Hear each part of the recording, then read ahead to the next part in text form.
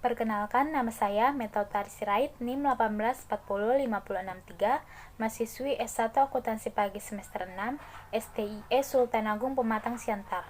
Dalam video pembelajaran kali ini, saya akan membahas tentang etika dalam akuntansi keuangan dan akuntansi manajemen dan contoh kasus pelanggarannya. Subpokok pembahasan 1. Tanggung jawab akuntan keuangan dan akuntan manajemen. Kedua, standar etika untuk akuntan manajemen. Ketiga, whistleblowing. Keempat, creative accounting. Kelima, fraud. Keenam, contoh kasus pelanggaran etika akuntansi keuangan dan manajemen. 1. Tanggung jawab akuntan keuangan dan akuntan manajemen. Etika dalam akuntansi keuangan dan manajemen merupakan suatu bidang keuangan yang merupakan sebuah bidang yang luas dan dinamis. Bidang ini berpengaruh langsung terhadap kehidupan setiap orang dan organisasi. Ada banyak bidang yang dapat dipelajari, tetapi sejumlah besar peluang karir tersedia di bidang keuangan. Manajemen keuangan dengan demikian merupakan suatu bidang keuangan yang menerapkan prinsip-prinsip keuangan dalam sebuah organisasi untuk menciptakan dan mempertahankan nilai melalui pengambilan putusan dan manajemen sumber daya yang tepat. Akuntansi keuangan. Akuntansi keuangan adalah bagian dari akuntansi yang berkaitan dengan penyiapan laporan keuangan untuk pihak luar seperti pemegang saham, kreditor, pemasok, serta pemerintah. Prinsip utama yang dipakai dalam akuntansi keuangan adalah persamaan akuntansi. Aset sama dengan liabilitas tambah ekuitas. Akuntansi manajemen. Menurut Carteret Institute of Management Accounts, yaitu penyatuan bagian manajemen yang mencakup penyajian dan penafsiran informasi yang digunakan untuk perumusan strategi, aktivitas perencanaan pengendalian, pembuatan keputusan, optimalisasi penggunaan sumber daya, pengungkapan kepada pemilik dan pihak luar, pengungkapan kepada pekerja, dan pengamanan aset. Persamaan akuntansi keuangan dan akuntansi manajemen. Prinsip akuntansi yang lazim diterima, baik dalam akuntansi keuangan, kemungkinan besar juga merupakan prinsip pengukuran yang relevan dalam akuntansi manajemen, dan menggunakan sistem informasi operasi yang sama sebagai bahan baku untuk menghasilkan informasi yang disajikan kepada pemakainya. Tanggung jawab seorang akuntan keuangan. 1. Menyusun laporan keuangan dari perusahaan secara integral sehingga dapat digunakan oleh pihak internal maupun pihak eksternal perusahaan dalam mengambil keputusan. Kedua, membuat laporan keuangan yang sesuai dengan karakteristik kualitatif laporan keuangan IAI 2004, yaitu dapat dipahami, relevan materialistis, keandalan, dapat dibandingkan, kendala informasi yang relevan dan handal, serta penyajian yang wajar. Tanggung jawab yang dimiliki oleh seorang akuntan manajemen yaitu 1. Perencanaan. Menyusun dan berpartisipasi dalam mengembangkan sistem perencanaan, menyusun sasaran-sasaran yang diharapkan, dan memilih cara-cara yang tepat untuk memonitor arah kemajuan dalam pencapaian sasaran. Kedua, pengevaluasian. Mempertimbangkan implikasi-implikasi historikal dan kejadian-kejadian yang diharapkan, serta memilih cara terbaik untuk bertindak. Pengendalian. Menjamin integritas informasi finansial yang berhubungan dengan aktivitas organisasi dan sumber-sumbernya, memonitor dan mengukur prestasi, dan mengadakan tindakan koreksi yang diperlukan untuk mengembalikan kegiatan pada cara-cara yang diharapkan. Keempat, menjamin pertanggungjawaban sumber, mengimplementasikan suatu sistem pelaporan yang disesuaikan dengan pusat-pusat pertanggungjawaban dalam suatu organisasi, sehingga sistem pelaporan tersebut dapat memberikan kontribusi kepada efektivitas penggunaan sumber daya dan pengukuran prestasi manajemen. Kelima, pelaporan eksternal. Ikut berpartisipasi dalam proses mengembangkan prinsip-prinsip akuntansi yang mendasari pelaporan eksternal. Kedua, standar etika untuk akuntan manajemen. Ada 4 standar etika untuk akuntan manajemen, yaitu 1. Kompetensi, kedua kerahasiaan, ketiga integritas, keempat objektivitas. Kompetensi. 1. Menjaga tingkat kompetensi profesional sesuai dengan pembangunan berkelanjutan, pengetahuan dan keterampilan yang dimiliki, Kedua, melakukan tugas sesuai dengan hukum, peraturan, dan standar teknis yang berlaku. Ketiga, mampu menyiapkan laporan yang lengkap, jelas, dengan informasi yang relevan serta dapat diandalkan. Kerahasiaan. 1. Mampu menahan diri dari mengungkapkan informasi rahasia yang diperoleh dalam pekerjaan, kecuali ada izin dari atasan atau atas dasar kewajiban hukum. Kedua, menginformasikan kepada bawahan mengenai kerahasiaan informasi yang diperoleh agar dapat menghindari bocornya rahasia perusahaan. Hal ini dilakukan juga untuk menjaga pemeliharaan kerahasiaan. Ketiga, menghindari diri dari mengungkapkan informasi yang diperoleh untuk kepentingan pribadi maupun kelompok secara ilegal melalui pihak ketiga. Integritas. 1. Menghindari adanya konflik aktual dalam menyarankan semua pihak agar terhindar dari potensi konflik. Kedua, menahan diri dari agar tidak terlibat dalam kegiatan apapun yang akan mengurangi kemampuan mereka dalam menjalankan tugas secara etis. Ketiga, menolak berbagai hadiah, bantuan, atau bentuk sogokan lain yang dapat mempengaruhi tindakan mereka. Keempat, menahan diri dari aktivitas negatif yang dapat menghalangi dalam pencapaian tujuan organisasi. Kelima, mampu mengenali dan mengatasi keterbatasan profesional atau kendala lain yang dapat menghalangi penilaian tanggung jawab kinerja dari suatu kegiatan. Keenam, mengkomunikasikan informasi yang tidak menguntungkan serta yang menguntungkan dalam penilaian profesional. Ketujuh, menahan diri agar tidak terlibat dalam aktivitas apapun yang akan mendiskreditkan profesi.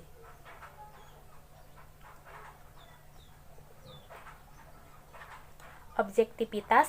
Mengkomunikasikan atau menyebarkan informasi yang cukup dan objektif, mengungkapkan semua informasi relevan yang diharapkan dapat memberikan pemahaman akan laporan atau rekomendasi yang disampaikan. Ketiga, whistleblowing. Whistleblowing merupakan tindakan yang dilakukan oleh seseorang atau beberapa orang karyawan untuk membocorkan kecurangan, baik yang dilakukan oleh perusahaan atau atasannya kepada pihak lain. Pihak yang dilaporkan ini bisa saja atasan yang lebih tinggi ataupun masyarakat luas. Rahasia perusahaan adalah sesuatu yang konfidensial dan memang harus dirahasiakan, dan pada umumnya tidak menyangkut efek yang merugikan bagi pihak lain, entah itu masyarakat atau perusahaan lain. Whistleblowing menyangkut kecurangan tertentu yang merugikan perusahaan sendiri maupun pihak lain. Apabila dibongkar atau disebarluaskan, merugikan perusahaan. Paling minimal, merusak nama baik perusahaan tersebut.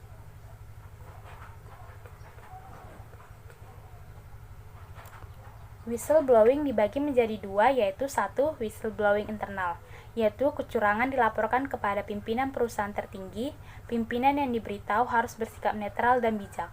Loyalitas moral bukan tertuju pada orang, lembaga, otoritas, kedudukan, melainkan pada nilai moral, keadilan, ketulusan, kejujuran, dan dengan demikian bukan karyawan yang harus selalu loyal dan setia pada pemimpin, melainkan sejauh mana pimpinan atau perusahaan bertindak sesuai moral.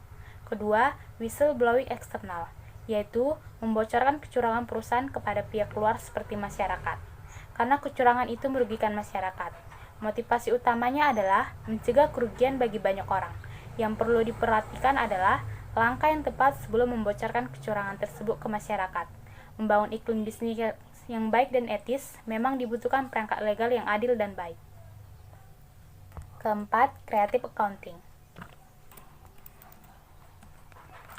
Creative accounting adalah semua proses di mana beberapa pihak menggunakan kemampuan pemahaman pengetahuan akuntansi, termasuk dan di dalamnya standar, teknik, dan lain-lain, dan menggunakan untuk memanipulasi pelaporan keuangan.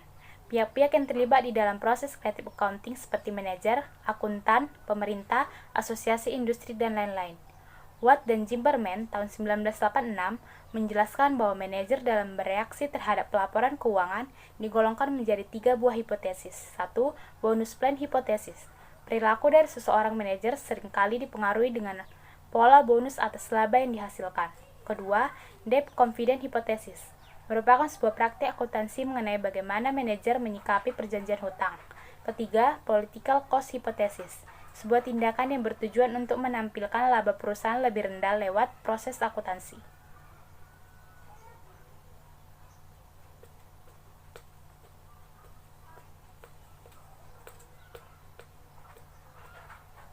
Kelima, fraud.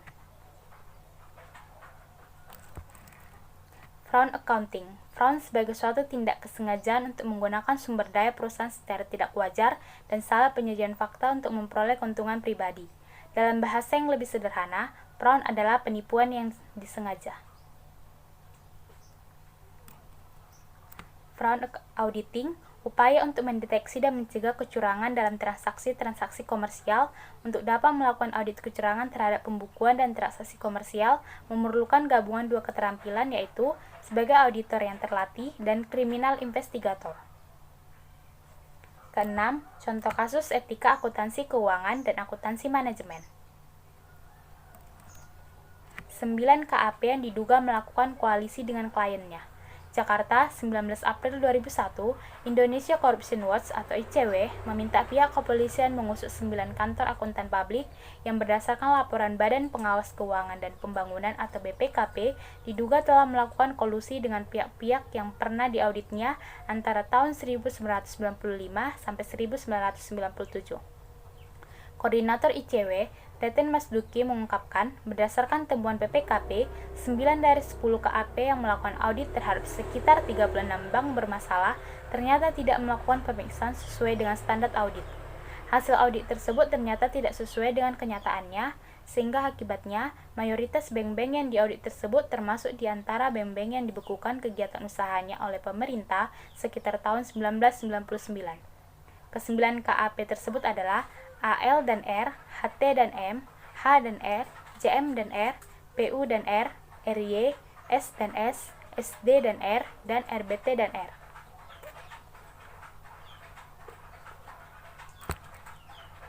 Dengan kata lain, kesembilan KAP itu telah menyalahi etika profesi. Kemungkinan adanya kolusi antara kantor akuntan publik dengan bank yang diperiksa untuk memoles laporannya sehingga memberikan laporan palsu. ICW menduga hasil laporan KAP itu bukan sekedar human error atau kesalahan dalam penulisan laporan keuangan yang tidak disengaja, tetapi kemungkinan ada berbagai penyimpangan dan pelanggaran yang dicoba ditutupi dengan melakukan rekayasa akuntansi. Teten juga menyayangkan Dirjen Lembaga Keuangan tidak melakukan tindakan administratif meskipun pihak BPKB telah menyampaikan laporannya. Karena itu, kemudian ICW mengambil inisiatif untuk mengekspos laporan BPKB ini, karena kesalahan 9 KAP itu tidak ringan.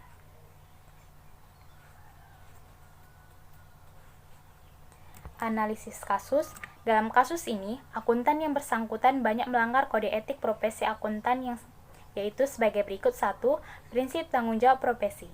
Prinsip tanggung jawab profesi ini mengandung makna bahwa akuntan sebagai pemberi jasa profesional memiliki tanggung jawab kepada semua pemakai jasa, termasuk masyarakat dan juga pemegang saham. Dalam kasus ini, dengan menerbitkan laporan palsu, maka akuntan telah menyalahi kepercayaan yang diberikan masyarakat kepada mereka selaku orang yang dianggap dapat dipercaya dalam penyajian laporan keuangan. Kedua, prinsip kepentingan publik. Prinsip kepentingan publik adalah setiap anggota berkewajiban untuk senantiasa bertindak dalam kerangka pelayanan kepada publik, menghormati kepercayaan publik, dan menunjukkan komitmen atas profesionalisme. Dalam kasus ini, para akuntan dianggap telah mengkhianati kepercayaan publik dengan penyajian laporan keuangan yang direkayasa. Ketiga, prinsip integritas. Prinsip integritas yaitu untuk memelihara dan meningkatkan kepercayaan publik, setiap anggota harus memenuhi tanggung jawab profesionalnya dengan integritas tinggi mungkin. Dalam kasus ini, 9 KAP tersebut tidak bersikap jujur dan berterus terang kepada masyarakat umum dengan melakukan koalisi dengan kliennya. Keempat, prinsip objektivitas. Prinsip objektivitas yaitu setiap anggota harus menjaga objektivitasnya dan bebas dari benturan kepentingan dalam pemenuhan kewajiban profesionalnya. Dalam kasus ini, 9 KAP dianggap tidak objektif dan menjalankan tugas. Mereka telah bertindak sebelah, yaitu mengutamakan kepentingan klien, dan mereka tidak dapat memberikan penilaian yang adil, tidak memihak, serta bebas dari benturan kepentingan pihak lain. Referensi. Demikianlah video pembelajaran yang dapat saya sampaikan. Kurang lebihnya saya mohon maaf. Saya ucapkan terima kasih.